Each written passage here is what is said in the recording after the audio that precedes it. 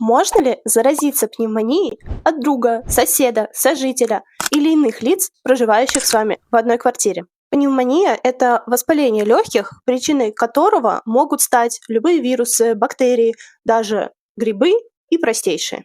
Как и любым ОРВИ, вы можете заразиться от человека, который находится с вами рядом в закрытом помещении. Это не значит, что и у вас возникнет пневмония. У вас могут случиться совершенно другие проявления. Возможно, у вас будет насморк, кашель, головная боль.